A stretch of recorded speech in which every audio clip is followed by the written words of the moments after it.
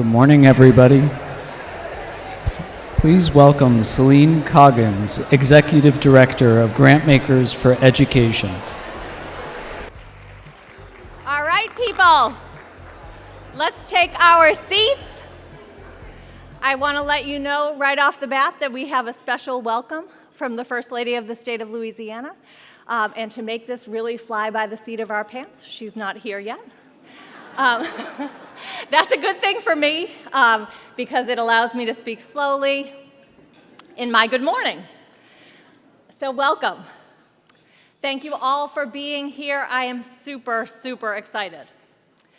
So I want to start by saying I had absolutely no idea what goes into putting on a conference for 700 plus people. Wow. I'm really excited about what we've got to offer you over these next 3 days. The credit really, though, goes to everyone but me. So I have this incredible team, both at GFE and the Balcom Group, who has been planning this since the day our conference ended in San Diego. I have an incredible board and conference planning committee who helped me to see around corners I couldn't in the planning and to get a lot more post-secondary programming in here. I want to thank those of you who offered so much generous sponsorship of this conference. It makes a huge difference in our programming. And I want to thank all of you who proposed and are putting on incredible sessions. It takes a village. Thank you, my village. After a year in this role, I can say I love this organization, I love the job you've entrusted me with, and I love the conference we've put together for you. So we've got a packed agenda this morning, and my role is to briefly frame the conference experience. I want to say a few words about the values that I tried to infuse throughout our time together. These are deeply personal to me because this is the first conference I've planned, and this is my first attempt to reflect back at this incredible group of humans, what I hear you saying you want in GFE, and what I think we need as a network to push ourselves further together. I could have assembled a more comfortable set of plenary experiences.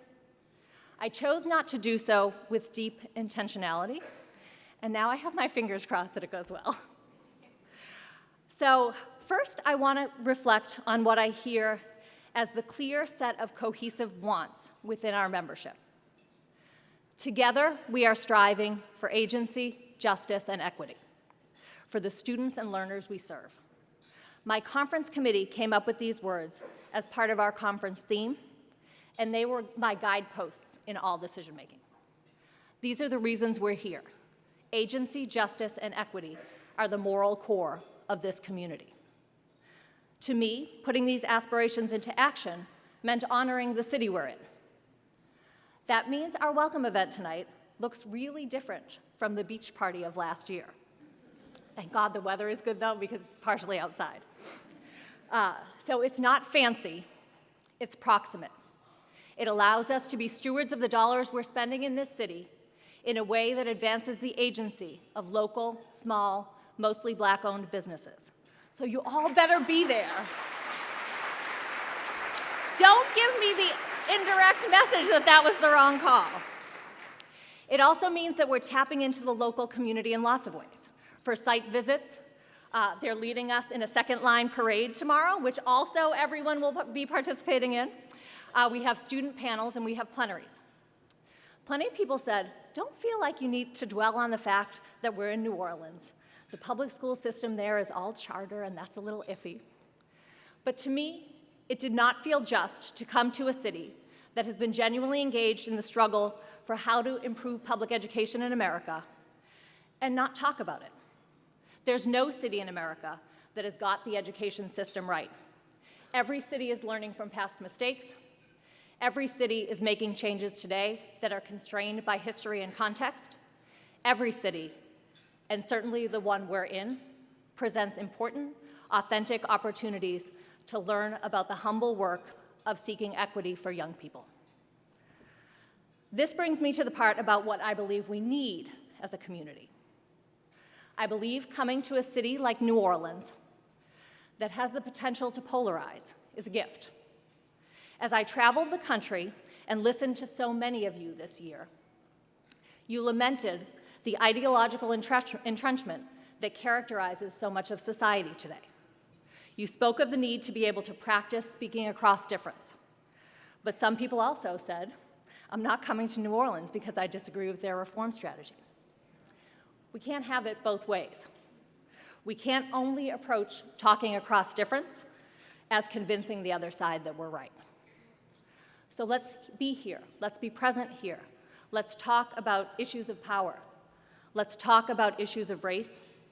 Let's practice having those hard conversations here in a supportive community so we are better able to participate in them at home where the stakes might be higher. This is the thing I hear you saying we need. So in terms of values, I ask you to join me in practicing 3 as we go through our time together. Number 1, let us center on students and their communities. Number 2, let us center on learning, looking at things with a fresh set of eyes. And then finally, let us center on joy. I mean, we are in New Orleans after all. Okay, so now I'm going to move into some important logistics for the conference. To do so, I'm going to note one more want that I heard from all of you. People said they wanted some fresh ideas at the conference. So we created this whole new, never before at GFE zone called Level Up.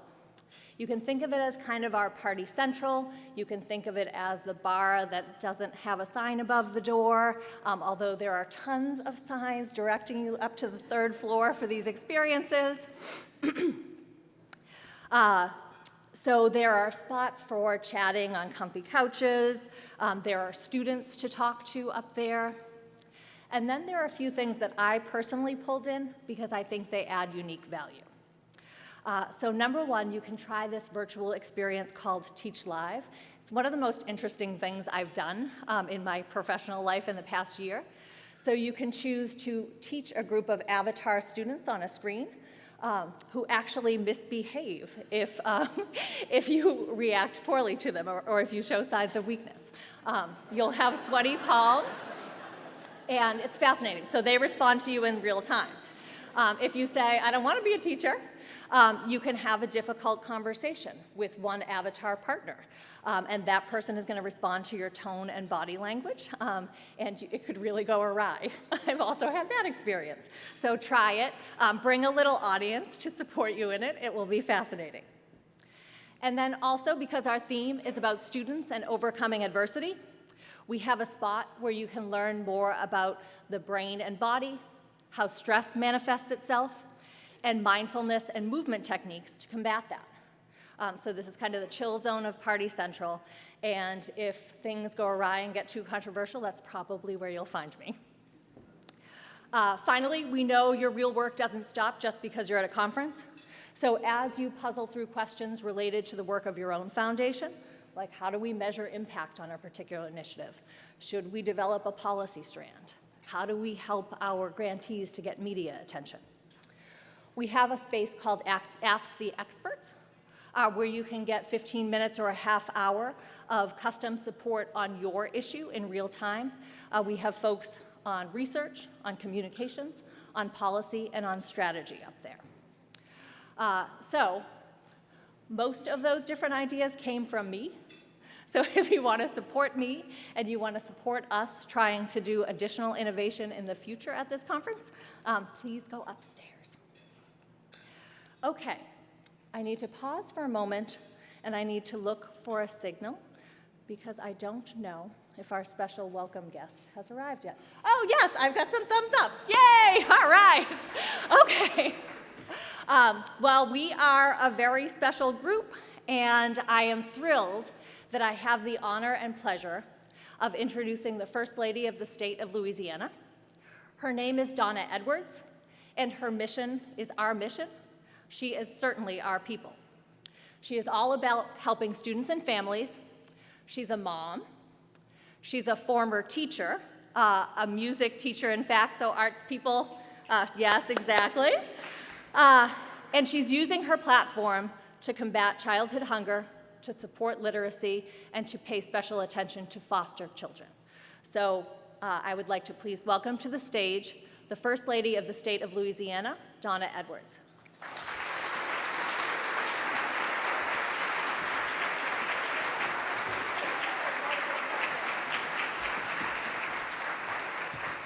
Well, good morning. All right, welcome to the great state of Louisiana, ladies and gentlemen, in the incredible city of New Orleans. For my husband, Governor John Bel Edwards, we are thrilled to have all of you here today. Just a show of hands, whose first time is it to be in New Orleans? Oh, wow, welcome, great. I know that many of you have traveled from near and far here today, and you could not have selected a better and more vibrant, unique, and diverse city to hold your conferences in this year. Your commitment to helping and improve the lives of children is something that we share in common. I am a former music teacher, elementary music teacher, in the Tangipahoa Parish Public School System. And although I am no longer in the classroom, once a teacher, always a teacher. So it's been probably no surprise that as First Lady, I have developed several initiatives that focus on helping Louisiana's children and families. She mentioned a few, working with No Kid Hungry and childhood hunger in our state. We've been working with human trafficking, awareness and prevention with children. Unbelievable, we have one of the highest in the country here in Louisiana. We're working to combat that. Working with our foster children. One of the things I'm most happy and proud of is my initiative is called Teach Ma'am. You know, in the South, we like to say, yes, ma'am, no, ma'am, thank you, ma'am. And also as a former military wife, ma'am, we know is a sign of respect. So Teach Ma'am, music, art, and movement has been something that I'm very passionate about. As someone who was a music teacher and saw that those positions didn't get filled once I left, and recognized across our state as I moved across the state and talking to educators, we realized that that is something that, as you all know in this room, gets cut out of a budget. And so I'm very passionate about really emphasizing, advocating, and promoting that we have more music, art, and movement in our schools. And I think that deserves a round of applause.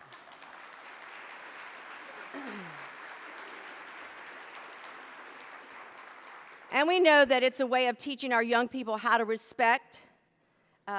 show respect for these disciplines by raising awareness of the subjects and that contribute to the whole child. And that's another area that, you know, we know that music, art, and movement really add to the other core subjects. They enhance them. They do better when they have music, art, and movement. And so this is about teaching the whole child and how important that is, and not focusing so much on, you know, it's important. Math, science, and English are all important things, and they are tested in our state. Music, art, movement is not tested, so it doesn't get any, you know, it doesn't get the strength and promotion that it needs in our schools. But studies show that students who are exposed to music and arts and movement perform better in school and are more focused and may have graduates degrees that are higher in schools. And that is what we need for all of our children. Earlier this year, I traveled to Washington, D.C. to share my program with national leaders in education, and the response was overwhelmingly positive. And I'm excited to share it with all of you today. You should know that John Bel, my husband, and I have made it our mission to elevate the teaching profession. It is a noble profession and the one that teaches all other professions.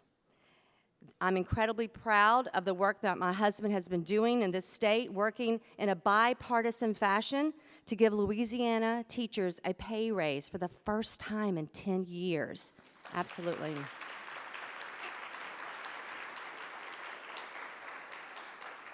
And it's just the first step in bringing our Louisiana teachers' pay raise to the Southern regional average.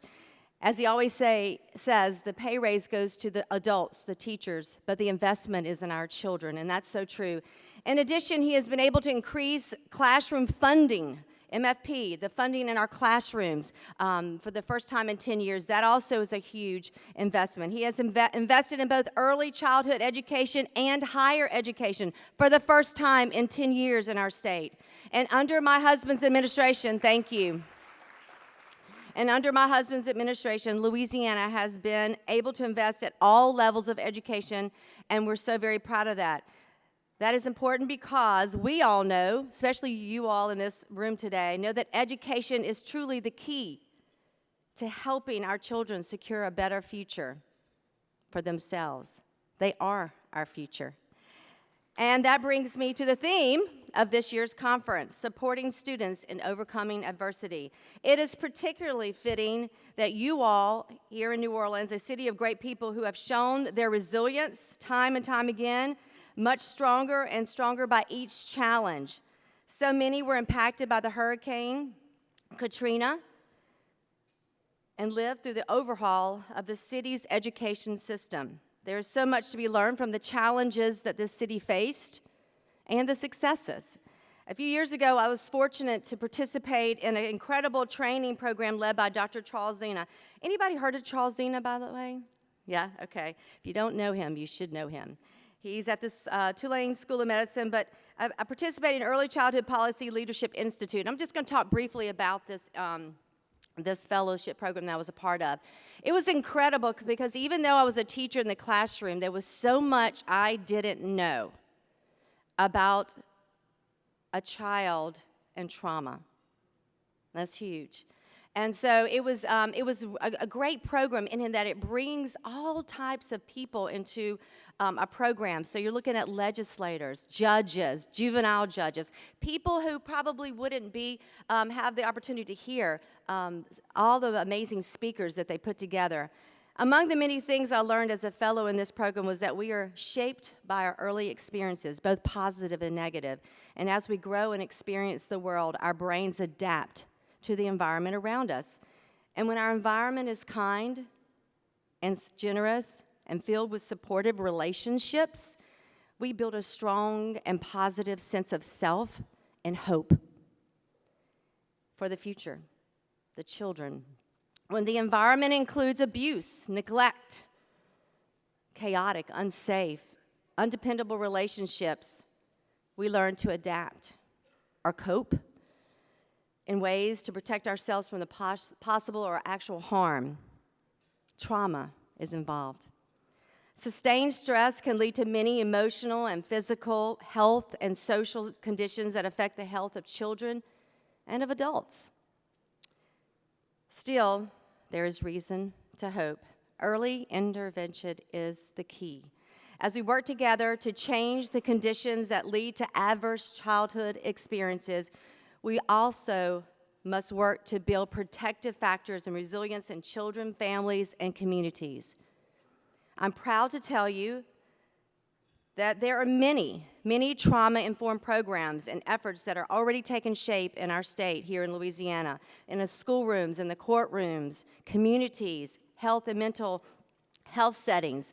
We know that working in trauma is huge in helping our children be successful in and out of the classroom. And how to continue that good work here and throughout the country will inform many productive conversations throughout this conference. That is why I'm so grateful to have all of you here from all over the country and from right here in Louisiana. And I want to thank you for caring, for investing in your time and your effort into our future, which is our children. I think we forget that sometimes. We forget that those little children in those classrooms are truly our future, the people who will take care of us, the people who will run and be our leaders in our government. And when we invest in early childhood education, we invest music, art, and movement, we invest educational components to all, we are going to be successful, not just here in Louisiana, but across our state. Our children deserve it. And I want to thank each of you for being here and making the effort to come and learn more about this conference is huge. And the things that you're going to learn about and talk about and collaborate on and take it back to your home is really important. So God bless each of you. And if you want to learn more about my Louisiana First Foundation, Teach Ma'am, my efforts with human trafficking, my efforts in working with foster children in our state, there's a lot of trauma there, as you well know. I encourage you, go to LouisianaFirstFoundation.com. I have a blog there. It's a year old now, and I have some amazing stories of people, men and women across our state that have been working in these areas for some time, and I'm just so very proud of that blog. Thank you. Thank you for coming to our city. Welcome. I hope that you enjoy all the sights and sounds of New Orleans, and may God bless each and every one of you. Take care.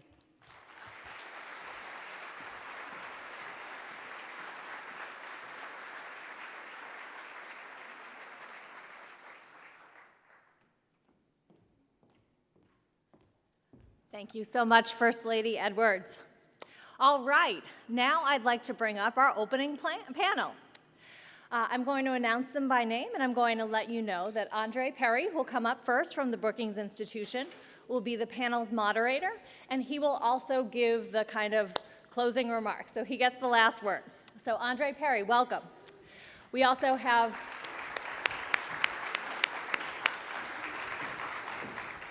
Doug Harris from Tulane University. Rameisha Johnson, who's a parent and a parent education advisor with Ed Navigator. We have Liz Marcell Williams of the Center for Resilience. Oh, I'm last. Jamar McKneely from InspireNOLA Schools. And Andy Kopplin from the Greater New Orleans Foundation. You work with Ed Navigator? Take it over, folks. Thank you. Great. Well, welcome. It wasn't mentioned, but I lived here for 14 years. I came here in 2004, and at the time I had long dreadlocks, and I got involved in the school reform movement, and shortly after I lost all those a lot. Were those connected? It is connected. Yeah. It is connected. Partially my story gives a little bit of a synopsis of what happened before and after Katrina. I moved here in 2004. As I mentioned, I was a professor at the University of New Orleans, which had 2 charter schools before the storm that were essentially, one was the first school in the Recovery School District. I just want to remind everyone that the Recovery School District actually existed. It's the receivership that schools, poor performing schools, were placed in at the time. University of New Orleans had 2. There were 5 before the storm. The day before it was announced that we had to evacuate, I was teaching classes on campus. And they forced us to evacuate. I went to the big city of Grambling with my then girlfriend, now wife. They say the storm either broke people apart or pulled people together.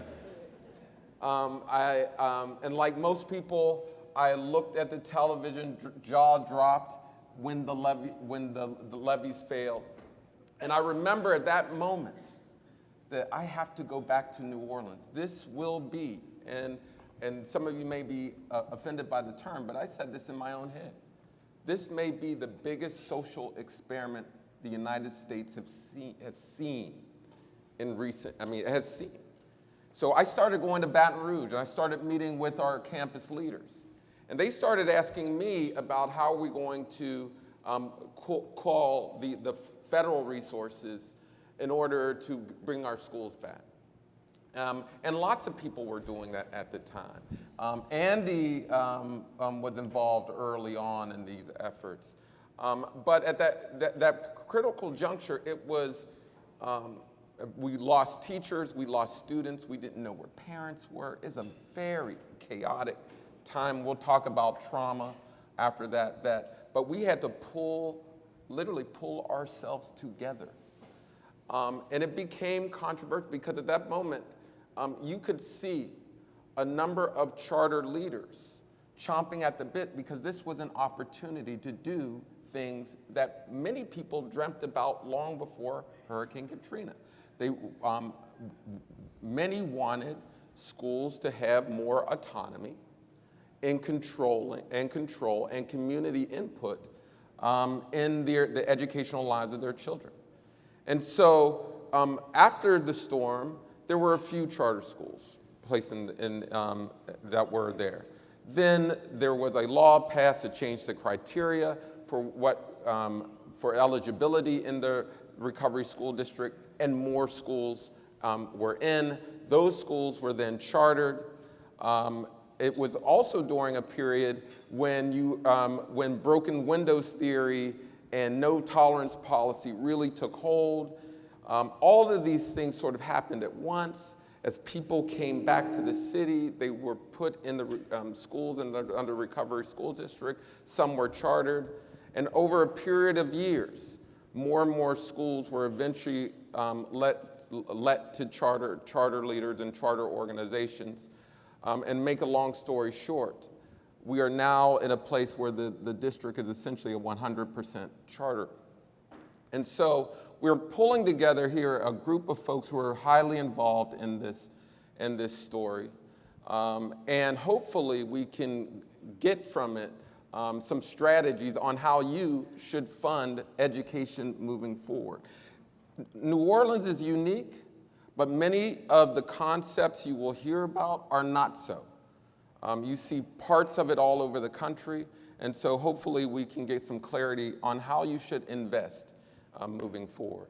I'm going to jump right into it and ask Doug, who is probably the leading researcher here in the city of New Orleans with the Educational Research Alliance, and he's an economics professor at Tulane. And I'm just going to ask a basic question moving forward, just about research in general. How has research been used in order to validate or invalidate the reforms in New Orleans?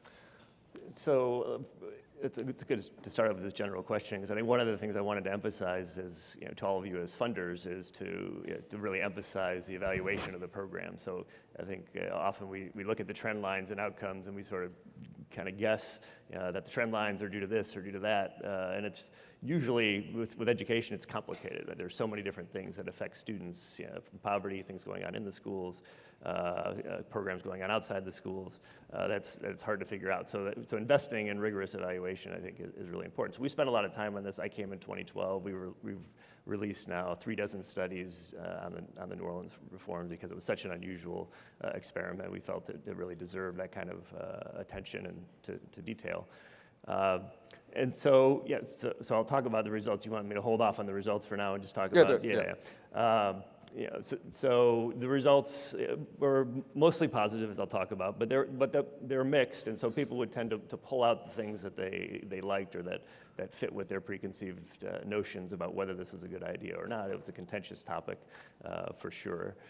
We spent a lot of time in our results trying to prevent misinterpretation, and that's not easy to do, but it's certainly with such a contentious topic, with one that's, think about the presidential campaign right now and the conversation about charter schools. New Orleans is right at the center of that, and so anytime we put something out, we knew it was going to get a lot of attention, and we had to pay attention to try to make sure the interpretation was going to be fair, even though we knew it was a political topic, a polarizing topic. So some of the top line results, people always point to certain types of results. What are some of those?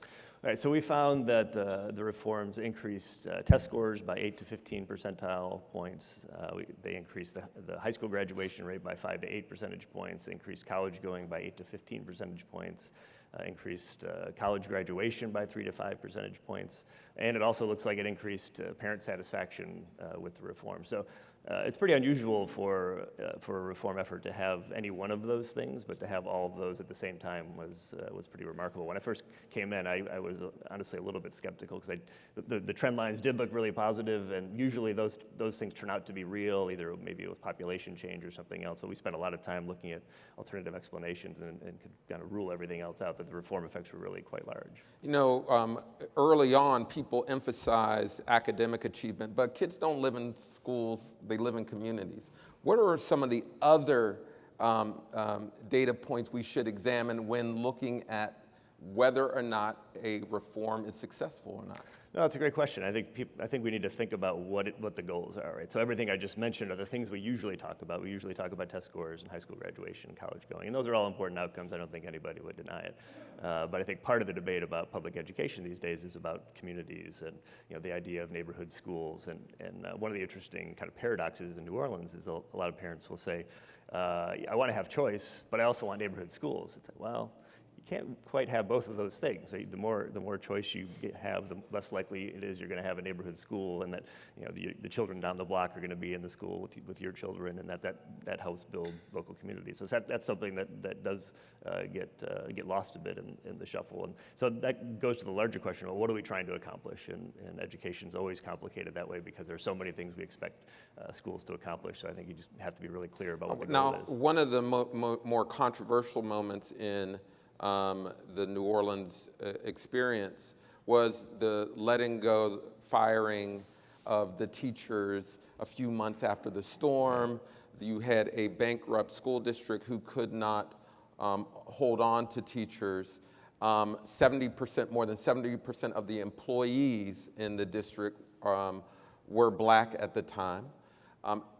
10 years later, that number went to about 49, 50%. Clearly, we don't want to fire our way to success, and we don't want to let Black teachers go, knowing the impact of Black teachers. Can you talk about how that factors into how we view what is a success in ed reform? Yeah, there is a dividing line in the community still today. Part of it is about the process of reform, that it was a lot of the leaders, especially in the early years, were white, and the students especially, and as well as the teachers, as you said, were predominantly African American, and then they got fired and were replaced by a teacher workforce that was more from the outside and predominantly non-Black. And that had a big effect. I mean, we have to remember that schools are, and the teachers and educators and staff who work in them are a big part of the middle class in most cities, and that was certainly true in New Orleans. You ended up getting rid of, in a sense, or firing a large chunk of the Black middle class in the process.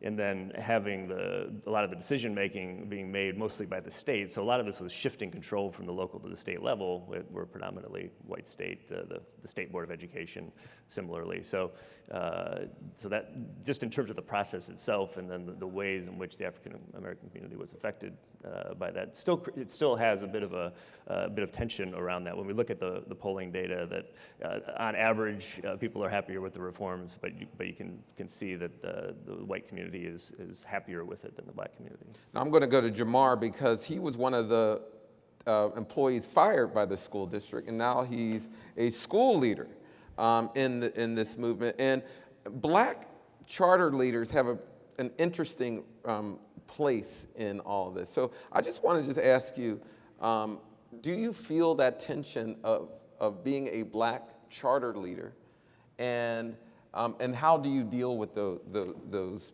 pushes and pulls? I think as a Black person, I have attention in general, to be totally honest with everyone. But as a charter leader, there is added pressure on the performance of what we need to do. For me, I was one who was educated pre-Katrina, public school teacher, was fired during Katrina, and came back with the understanding of I wanted to get back to rebuild my city. I wanted to get back to impact the students who not only looked like me, but lost everything like I lost during the storm.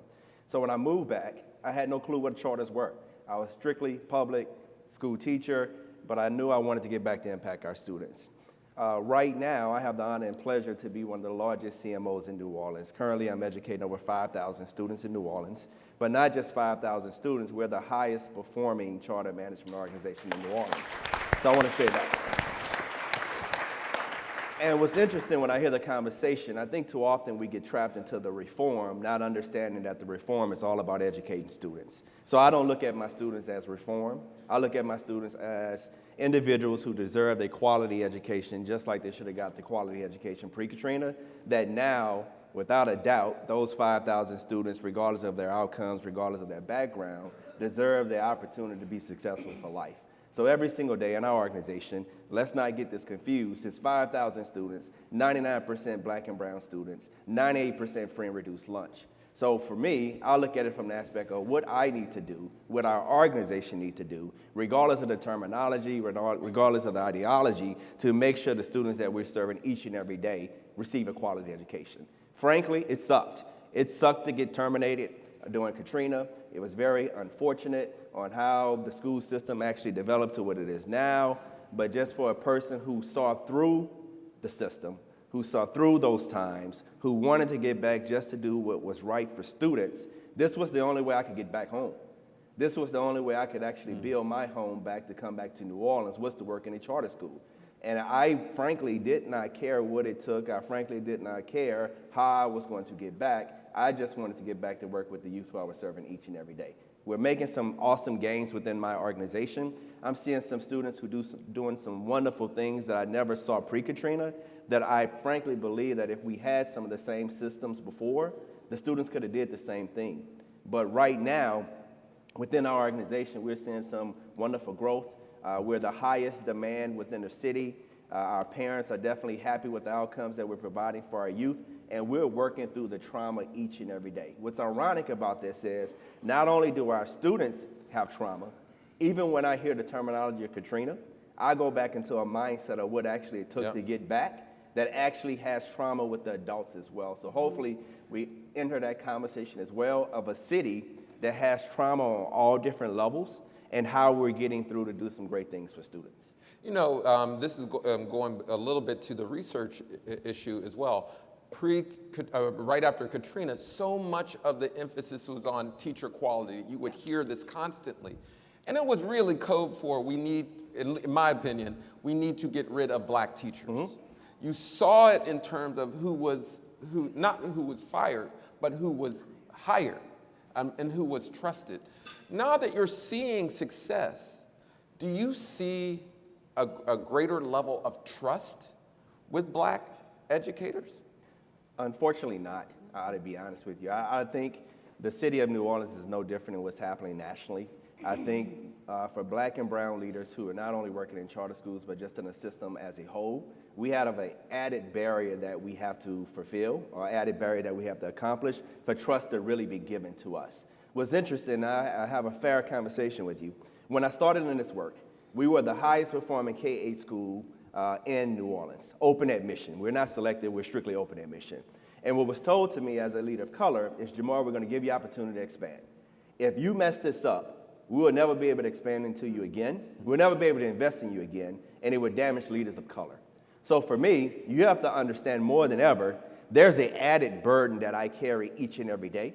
There's an added burden that many leaders of color carry in this work, just to do what's right for students to be given the opportunity. So I don't take it for granted. I don't take it for granted the blessing and the burden that I have to carry, but if I have to carry that to make sure students of color receive a proper education and students of color receive a quality education so they can go to college and do some wonderful things in our community, it's just what I have to do. Now I'm going to go to Rameisha Johnson, who's a parent of two students in New Orleans schools. It's been very difficult for a parent in some regard, but I always remind folks that we should not, the academic success that you've realized here in New Orleans, do not discount the role of parents in that success. We constantly say reform did this, but we discount the role parents have played. Can you just talk about, as a parent, what you, in very basic terms, what you have to do to navigate a choice system? Yes, so I am, as you guys were teaching, I was being educated. So pre-Katrina, I was wrapping up my bachelor's, moving into my master's at UNO. I attended a high school that Jamar now leads.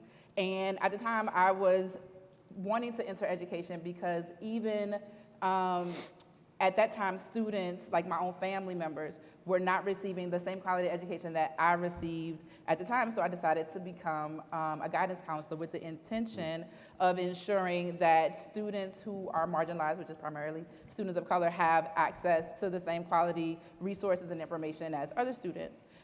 So fast forward through a lot of that work, I've worked inside of schools, I've worked on the CMO level, I've worked at the Recovery School District. One of the things that has constantly been missing from the equation are parents. So we're always focusing on how we can help students overcome adversity, but in truth, like, there would be no students if there were no parents.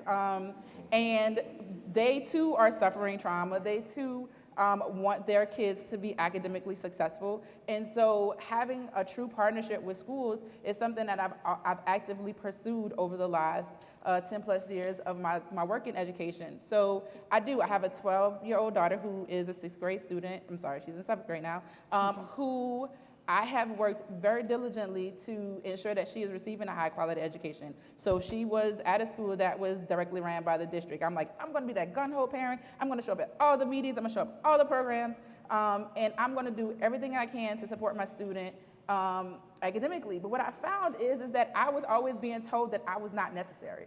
I was not, she'll get it, it's fine, you don't have to do anything. And I'm like, but do understand, I'm not a dummy, like parents aren't dumb. If you just give us 1 to 2 things to work on with at home beyond just reading for 20 minutes a day, then we can also help move the line for our students. And when it comes to adversity, there is adversity that is being placed on parents in some instances unjustly. If teachers, I can give you a quick story. So 5th grade, my daughter had a Black History Month project, and I didn't know that it came home. And I tried to be very adamant with sign, put your homework down so I can see it and we can talk about it, put parent notes, et cetera. And I went to the school for a totally unrelated situation, and the teacher comes up with me and says, yeah, Rasan didn't turn in her project. And I'm like, project? I didn't know anything about a project. He was like, well, we figured that you guys have a lot going on. I'm like, I'm sorry, do you know me? Like, this teacher was a new teacher. First of all, this teacher was new. She had just gotten replaced, because that's another challenge, is like high teacher turnover in many of schools. And she was like, yeah, we just figured that you didn't have the resources. And I'm like, okay, I get it that you don't know me as a parent, because if you did, then you would know that Rasan has an overabundance of resources. And a quick phone call or a quick text message that said, hey, notice that Sonny didn't turn in her project, would have solved a number of problems. You wouldn't have had this negative view about me. And then Rasan would have gotten her work done or dealt with whatever consequence for not doing it. It's very important, not only as me as a parent. So I do have another child that I take care of. I call him my pseudo-son because he's my little cousin, but we treat him just like we do our daughter, who entered school very late. And I've had some differences with working with him in that he is legitimately ADHD. He's very manipulative and all these other things, and so he struggles behaviorally at school. You said legitimately. Legitimately ADHD, because there are a lot of improper diagnosis of ADHD. Labeled. Yes, because sometimes it's just that, teachers, I get it, you have like 24, 30 kids in the room, and you have those 2 or 3 kids that are bouncing around, and you're not quite sure how to deal with them. And you don't necessarily have the space and time to fully and truly get to know them, talk to parents, find out good strategies. And so then they're just like, oh, take them over here, tell them that they have this, and that going on, and they're going to give you this diagnosis, and then we can give you this 504 plan, and then we can give them extra time to be extra hyper, and that should solve the problem. But because I know that he had, we want to talk about trauma and adversity, come from a household where he spent the first 6 years of his life living in a hotel room with 7 other people, had been neglected both educationally and health-wise. Like, we had a lot of work to do. So I pushed, and I meet with, and I talk to educators all the time. Like, here's William, here's his challenges. I need you to understand that his behaviors have him 2 to 3 years behind socially and emotionally, and he'll be 9 this year. So you cannot use your punitive, behavior systems to get him to move. If anything, that makes things worse. What you have to do is apply creative solutions to get him to learn. And then I will support you at home with executing those things. And in the 2 years we've had him, like, he's now on grade level for math, and he is nearly there for ELA, all because me as a parent was a partner with the school, and together we tackled his adversity. Yes, give that a round of applause. And this, I really wanted to stay with this a little bit, because if there's one critique that I've had, and it's been pretty consistent, of New Orleans education reform, is this persistent deficit model or deficit lens that we place on children, families, educators. Can you just expand upon this sort of negative view? Because for me, it drives so much of the decisions in New Orleans education reform. Let's see, I can tackle this a couple of ways. Negative views of parents. So I'm sitting here before you with a nice dress and some heels on, but I don't like to dress like this. And parents have things to do. They might be going to work, coming off of work, and the minute a parent walks through the door, immediately like flags go off because, you know, front desk folks don't like the way the parent looks. They shouldn't have a sleeping cap on, but you don't know, it might be humid outside. You know what happens out here. And I'm speaking to you, you know, with great grammar and all this stuff. And I have a lot of parents, especially in New Orleans, where we don't speak this way. And so automatically walking through doors, parents are already identified as less than because of the way they present themselves and not being viewed as the expert of their students. When we go to report card conferences, you know, every single conversation with every teacher that I have ever encountered across the 50 families and 100 and plus kids, they immediately jump to behavior. Oh, little Johnny is doing great. Little Susie is wonderful. They sit down in class and do their work. That is not important to me as a parent. What's important to me is my student on grade level? Is the work and interventions that you're putting in place meant to make sure that my child is experiencing the ultimate academic growth that they need to be successful to move on? We can go back to all of the labels and assignments.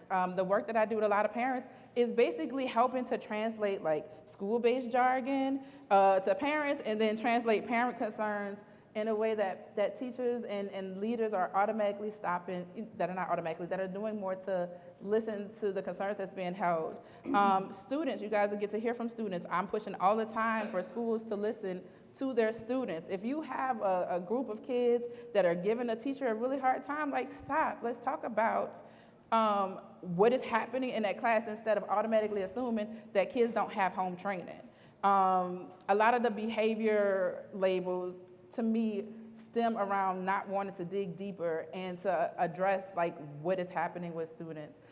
When I feel like behaviors are usually a symptom of their disengagement, either because the work is too difficult and it's not being scaffolded down, or the work is too easy and they're not being challenged. Now, I want to get to this, continue this with Liz, who is works at the Center for Resilience, and it's a school, right? It's not. It's not a school. It's not a school. Tell us about Yes. the Center for Resilience. Yes. So the Center for Resilience is a nonprofit that is the only day treatment or partial hospitalization program for children with significant emotional health needs in the state. When you say significant health, yeah. can you talk? So all of the children we serve have diagnosed behavioral health needs through the school-based special education system, but we are more of a clinical and medical provider. So we actually partner with Dr. Zena and his team from the Tulane School of Medicine. We have a psychiatrist and 2 clinical psychologists on our faculty, and we get referrals directly from schools for children who have failed to be successful in a traditional school setting. Now, I say this coming to you, I'm an educator. My background is in special education, and I say it's ironic. I spent 17 years promoting more inclusive educational practices, and I now run a substantially separate setting. So we're really mindful about the children who actually warrant being in a deeply trauma-informed therapeutic and clinical setting. And our goal is that the children who are referred to us build the skills necessary to transition back to their home school. So that's the ultimate indicator of success for us. Now, that's also in the context of a state and frankly a nation that does not have an appropriate continuum of care for children with significant emotional health needs. We've sort of done a pendulum swing from institutionalization, which is certainly not where we should be, to a total absence of appropriate interventions. So kids come to us, they receive all of their services on site: educational, counseling, and medication management. So that's who we are. And so, and just put this into context for us. A student comes to you, what are some of the events that happen in his or her life that get them to you? Absolutely. So having had a series of traumatic events in your life is not a prerequisite for admission to our program. However, the vast majority of children we've served over the past 4.5 years have multiple traumatic events who've experienced what we call complex trauma. So generally, most of the children we serve have experienced significant emotional abuse and neglect, the loss of an important person in their life, whether it was to death or to long-term incarceration. or just patterns of that kind of loss or neglect. And so what that manifests in a school setting is a lot of really acting out behaviors. And one of the reasons we see a whole lot of ADHD diagnoses is that the way that trauma can manifest when you're a child and you are worried all the time and you're on high alert, you have a whole lot of like jittery behaviors, right? And it's not that you can't pay attention, it's that you are looking out for your own survival all the time. So we see kids who are enormously impulsive, who are running all over their school buildings, who may be physically aggressive towards adults, towards peers, kids who may engage in property damage. And then we also have some kids who have higher levels of anxiety, depression, who are what they call internalizers, who may do some self-injurious So if kinds of things. you're a child who's experienced significant trauma, enters a school that has no tolerance policies, it can be a very difficult situation. Yeah, so people ask us all the time, like, what's your model? How do you do the work that you do? And we say, I could list off for you, our kids have group therapy every day. They have an individual therapist they see twice a week. We use the only evidence-based intervention for children who are of color, who are at risk of behavioral health needs. It comes out of the University of Pennsylvania. Like, there's a lot of these interventions that we use, but we say the number one intervention is the therapeutic setting, where you have a team of people who are deeply trained in what it means to be trauma-informed, who understand how trauma impacts development, relationships, the ability to build trust, et cetera, and who respond to kids with unconditional positive regard. We say all the time, we're about love, we're not about tough love. You make a mistake, it's okay. There's no yelling in our setting, right? So that is the number one intervention. So how are schools learning from you? I mean, That's I would like to think question. Schools should not be places where they're yelling at kids and this and that. So how are schools learning? Jamar and I were actually talking about this before the panel, and one of the things that I would deeply love to do is take a lot of the practices that we implement, because we don't feel they're rocket science. We certainly know that a school couldn't be resourced with the clinical and medical staff that we have the way that we are, but a lot of the interventions are universal. They are not specific to a setting like ours, and I would dream of launching a school that actually shows that that's possible. I recently had a conversation with a principal as we were transitioning a child back to his school setting. We don't fix kids. We're going to send you back a child that's still going to need intervention. They just don't need to be in a separate setting. And we were talking with the school about some of the things that have worked with this child. And this school in particular, on the continuum of kind of your traditional disciplinary model, is a bit more no excuses than a lot of our partners. And this principal said, well, you just don't even understand how schools work, because what we were suggesting she felt could not fly in this school setting. And that was just a deeply frustrating conversation, because I do understand how schools work, and I do think this kid would not have killed the culture of her school if he was allowed to chew gum, which was the issue at hand, right? So that said, I think, and I don't want to jump the gun on some of your other questions, but I think there's a real tough question here about what are we asking schools to be able to do, and where do we reach a limit of what is fair, right? Mm-hmm. So there's a really great group of folks here in New Orleans, the Institute of Women and Ethnic Studies, and they did a study of over 1,200 kids ages 10 to 16 in the city. 54% of their respondents have lost someone in their family due to violent death. 51% of those kids are worried about the neighborhoods that they live in, and a full third of those kids worry that they're not loved.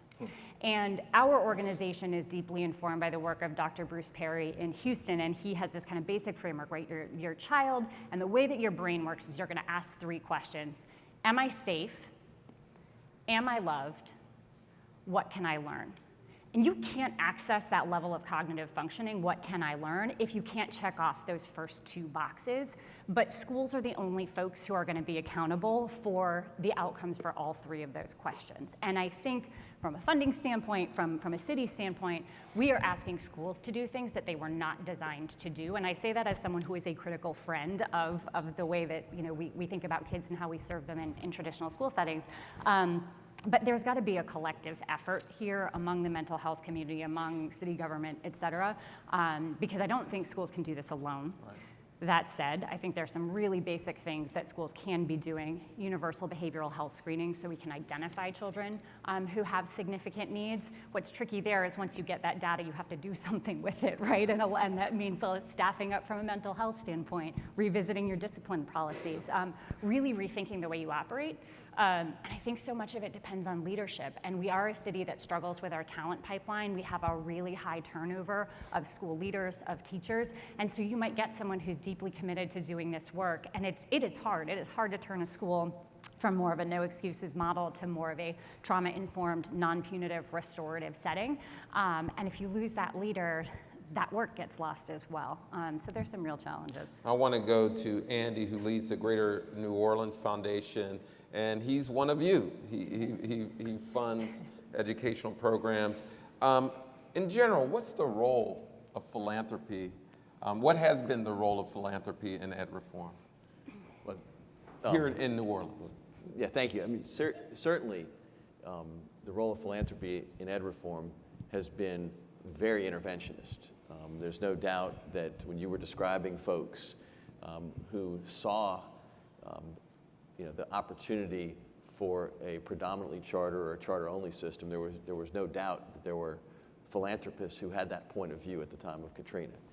I want to go back to one of the things that you were describing earlier, Andre, which was it wasn't just in the world of schools that folks wanted to make a change. And so if you think about some of the reforms, I used to work for Governor Blanco, who was governor at the time, and not only was there significant intervention from the state level in the school system, but we had 40 some odd levee boards which were designed to prevent us from flooding. Those were consolidated into 2. In the city of New Orleans, we had 7 different property tax assessors and different assessments no matter where you lived in the state because there were different standards consolidated into 1. We had 2 sheriffs consolidated into 1. So there was a lot of effort that I think broadly fit in the framework of, Katrina did not cause all of our problems, but it sure exposed the inequity, the lack of opportunity, the abject poverty, the deeply inequitable city that we had. And the question was, what collectively, if we're going to come back, if we're going to honor the losses, what are we going to do to try to make the city of New Orleans what she should be if we'd gotten it right in the first place? And so there was a lot of effort to do that, and folks brought their own biases, implicit, explicit, to those conversations. At the Greater New Orleans Foundation, we've been trying to listen to what our school partners are telling us, and so we're right now working on a project with our partners at the Kellogg Foundation and the local philanthropy called Baptist Community Ministries, trying to understand the role that nonprofits, many of which we fund, are playing in the community and trying to figure out how we can support them better. We don't have enough money to fund schools at the foundation. We're trying to influence systems. And so our work, we thought was going to lead us to an understanding that enrichment programs, after-school programs, recreational programs were inequitably distributed across the city in terms of schools. And not surprisingly, we found that to be true. Mm-hmm. What we also found in this conversation was that our parents, our school leaders, the school system that we're partnering with identified that trauma-informed care and social-emotional learning was the #1 issue where they needed support, that working with kids with special needs was #2, working with English language learners was #3, and the biggest gaps were not the fact that we didn't have after-school enrichment programs or that they were not distributed equitably, but that these other needs were going unmet. Mm-hmm. And those were the critical issues. And so we actually changed our grant-making philosophy within education to support those priorities. So social-emotional learning, again, trauma-informed care, giving a big grant to IWES that Liz just mentioned to support that kind of work. And so our role, I think, is to be able to describe what we see, what we're hearing from the ground up, and then advocate for interventions that are going to advance equity, agency, opportunity for young people, like the theme of this conference is. One of the things you heard a lot of after Katrina from foundations all across the country who arrived here, when it came to investing in Black and brown-led organizations, you would hear they don't have capacity at this point, constantly. And we do know that when we don't invest in problems or deficits. No one does. You invest in people to fix them. And education reform is sort of littered with white saviors because of that. How have you begun as an organization to trust Black-led organizations in giving? Yeah, so it's an excellent question. I think your diagnosis is spot on.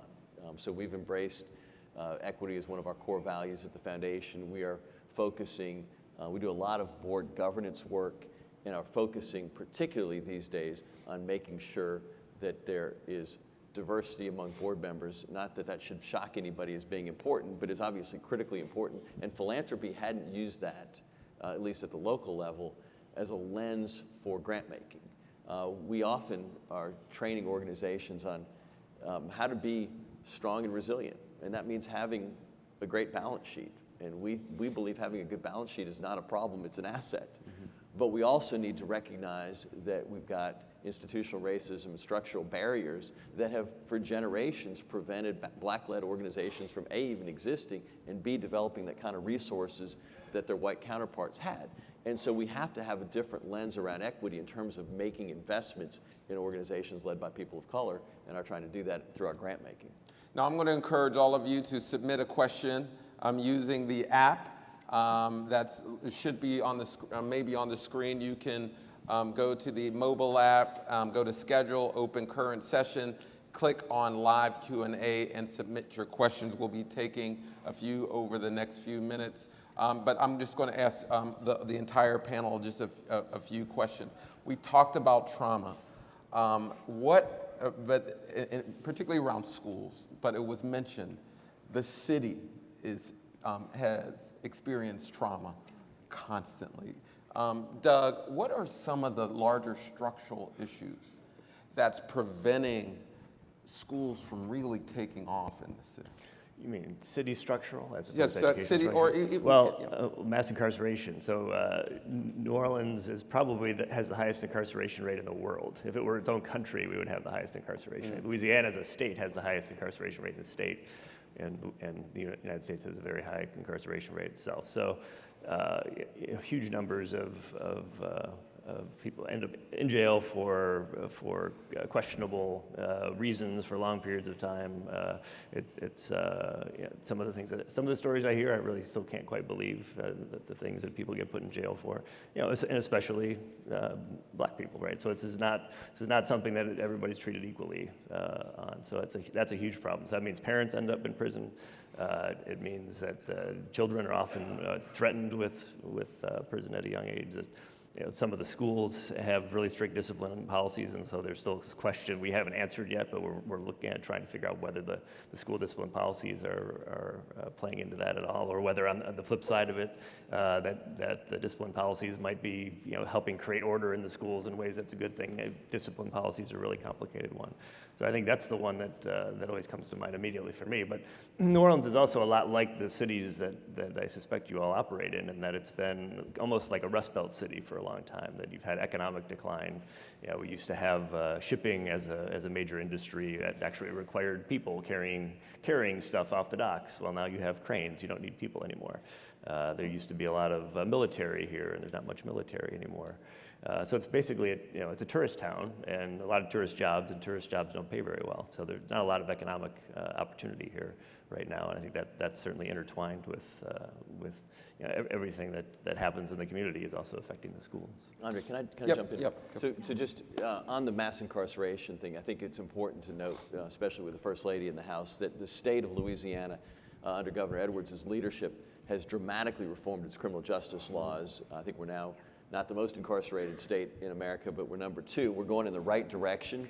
And you got to celebrate the small victories, but in fact it was a big victory to get us to change a lot of those criminal justice laws. We've got a long way to go, but we're headed in the right direction, making progress. And I think that absolutely, to Doug's point, that is part of the story of what we're addressing. When so many of our students in New Orleans schools have parents who, whether they may be in jail, but they also may have fines and fees that are burdening their ability to support their families because of unjust arrest practices, unjust fines and fees and those sorts of things. So there's a lot of work going on that needs to continue.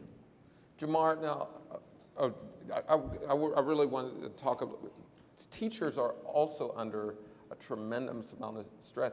You've lost teachers because of violence in the city. You're passionate about talking about violence.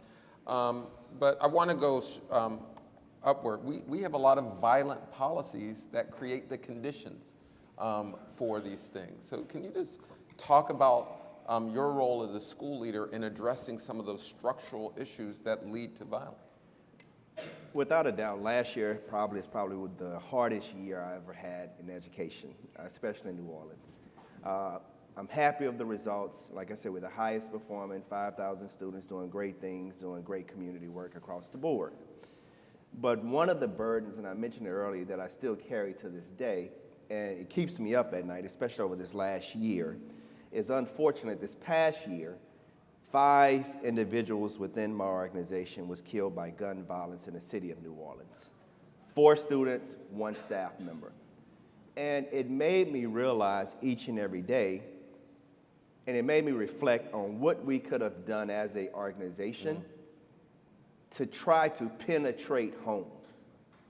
Like every single day, we're focused on, regardless of where our students come from, regardless of what their background, we're going to give them love and support at school, where they're getting supper, they're getting Thanksgiving giveaways, they're getting Christmas. We're building them up socially and emotionally.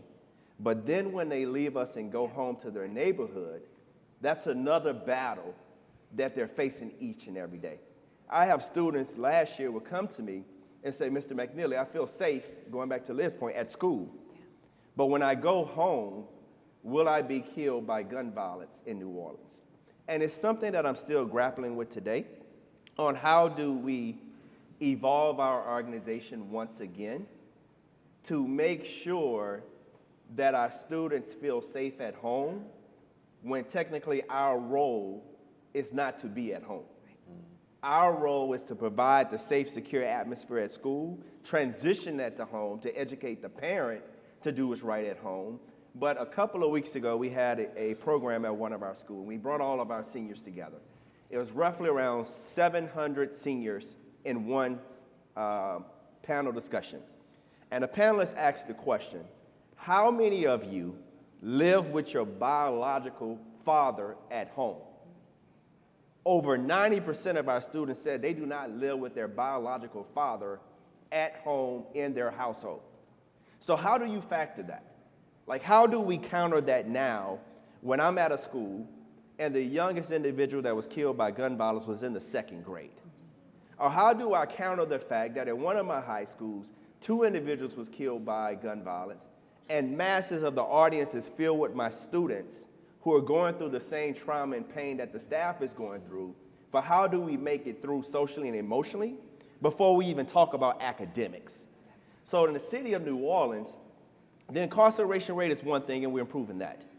But just the unfortunate poverty that our students are experiencing every single day, just the unfortunate understanding of how. But those issues are connected.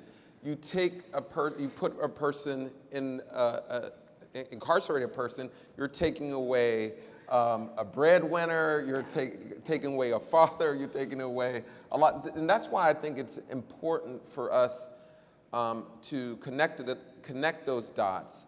But even more than that, if I can push, yep. When you have the understanding that those factors may exist, now it becomes about the exposure that we're providing for our youth. So we have wonderful festivals in New Orleans.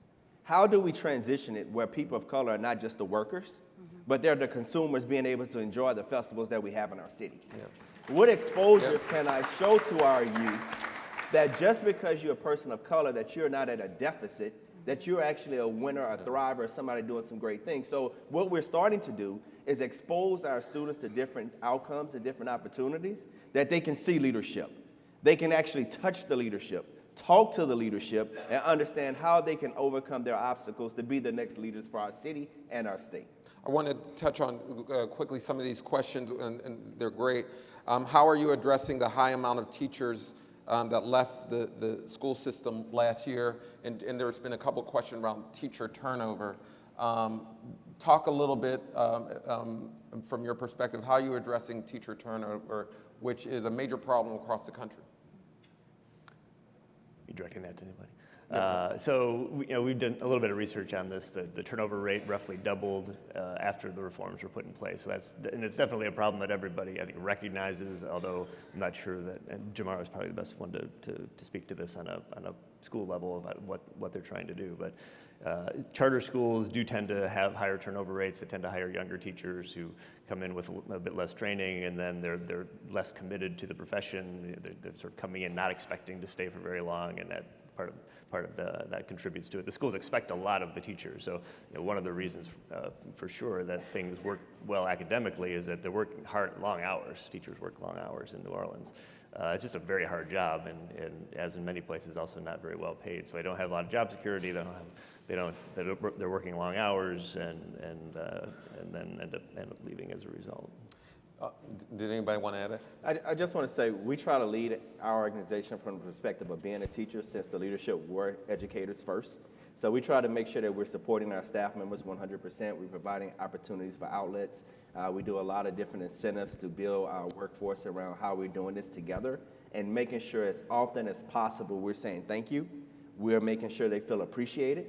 We're making sure staff members understand that we're in this together to do great work for our students, where it's not an us versus them. It's how we're collectively working together in the best interest of our students. I want to ask Andy a quick question about the role of intermediaries. It's mentioned, it's one of the reasons why organizations don't grow is because they don't get the investment. After Katrina in particular, there were a number of intermediaries set up that essentially receives the fund, and that receipt of funds help build their capacity, but not necessarily the people they're serving. What do you see as the role of these intermediaries moving forward? If they're not Black-led, do they get in the way of actually creating the kind of investments that lead to growth? Yeah. So, I mean, one of the most prominent intermediary organizations in New Orleans, New Schools for New Orleans, received a lot of that philanthropic funding, helped support the development of lots of charter schools. It is now a Black-led organization, and it not surprisingly, has a different focus under its current leadership. More emphasis on equity, more emphasis on supporting Black-led organizations within the district. And I think that's an important reality for folks to be aware of, and just in terms of what difference the style of leadership, the diversity of the board has increased dramatically as well. And there are lots of intermediaries that play that role. With a system of schools, it is a very different role for the board to play. They're policymakers, so they're advocating around things like more appropriate differential funding for students with special needs. It's not one price fits all students with special needs. They did a massive change in that. They led regarding discipline policies and setting up the intervention office, I forget what they call it, to make sure that discipline policies are consistently enforced across the. So I think there's a role for. Does it change over time? Is there a point where you say, let's trust the district?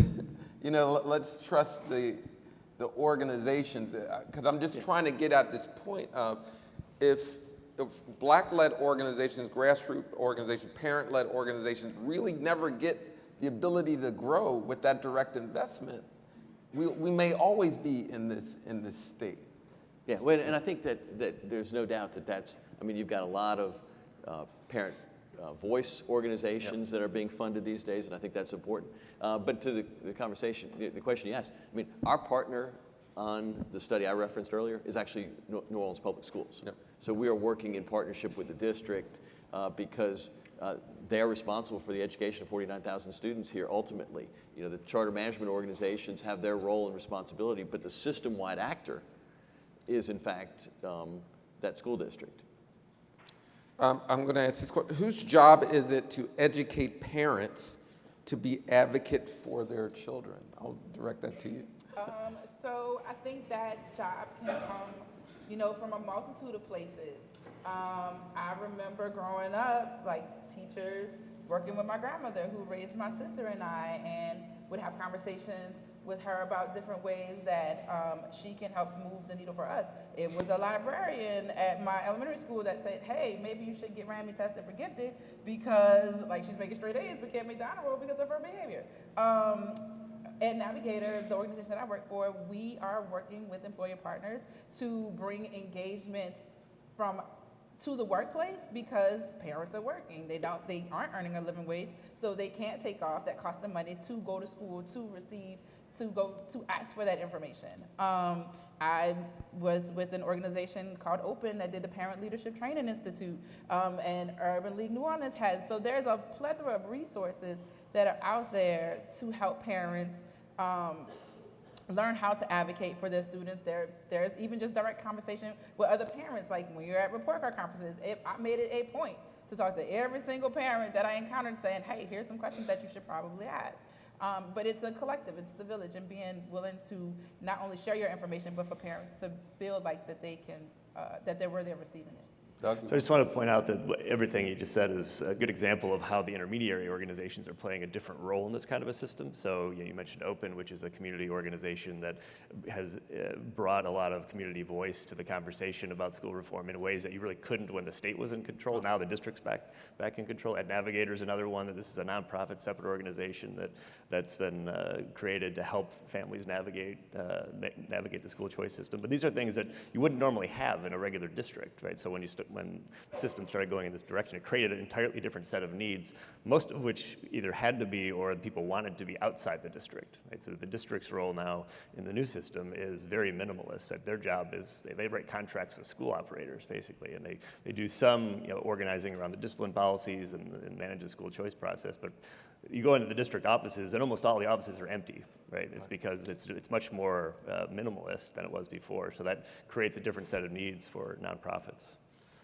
We're in New Orleans. I just want to remind people there are tremendous black assets here. You have 3 HBCUs, a few more not that far away. You have black-owned bank leader. You have scholars here and there. How can Ed Reform start to lean on those assets moving forward? You asking me? Yeah. Well, first is to get to know them. A lot of times we or just certain organizations don't have the revenue or resources to get their name out there. There are so many different ideas that are happening. Even you mentioned like HBCUs, but like even on a community and parent level, like there are parent groups that want to get started within schools, but they don't have the capacity or the partnership even with the school to meet there. They might not have vehicles to travel to the library or to a community center, and then they're relying on like a network of text messaging threads to get that done. But find the Facebook groups, visit schools, catch parents as they're dropping kids off. Go to them instead of waiting for them to come to you. Ganass has hosted a lot of the training with the Race and Equity Institute, and there's a campaign for an equitable New Orleans where we are really trying to get leaders from across all sectors into the REI training so that people, whether they are a school leader, whether they're a banker, whether they're whatever, they really understand how systemic racism works in real estate, in banking, and so that you're able to make more informed decisions when, as a nonprofit, you are going out and opening a bank account. Like just a consciousness level that I think a lot of people don't always have when they're doing kind of day-to-day mundane things that have real impact for the community we're in. At a very specific level, there's a really great organization in New Orleans called Beloved Community, and they've developed a tool called an equity audit that we are actually leading with a number of our staff tomorrow. And it really forces you to take a look at not your practices, like sure, I have a really diverse staff, but am I actually getting a diverse applicant pool? Am I reaching the right people? It forces you to think about the policies that you have codified as an organization to really promote practices of equity and inclusion. And I think that that's a tool that I would love to see a lot of people using so that you're just making informed and thoughtful decisions at every level of your organization, not just looking at your outputs, like this is the diversity of my staff, these are the kids I serve. How did I get here and how intentional was that? Well, we've reached that time where we're going to have to close this wonderful panel. Please give my panelists a round of applause.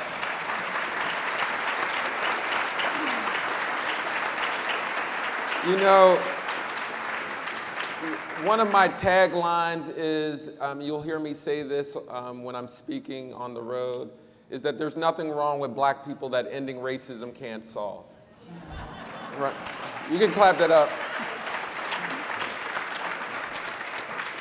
And I say that because any reform that leads to a decline in black teachers, an increase in suspension and expulsion, increased trauma, yet you see educational gains, that's not reform.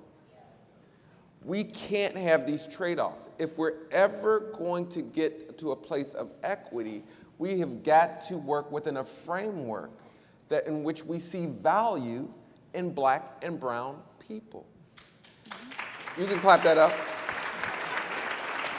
So moving forward, and I would say New Orleans is now learning. When you look at reform in its early stages, at least when I mean in this modern era, when you look at reform in this modern era, it's now, folks are now recognizing that they have to trust black people to succeed. Now, many were backed into that position politically, but I do believe that there's a learning that occurs. And now I actually think you're going to see true change over time. So with that, see the assets in your community and move forth. Thank you. And we're going to walk that way.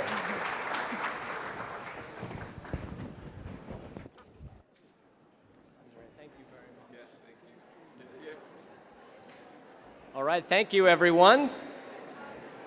Thank you to that fantastic panel again. Wasn't that incredible?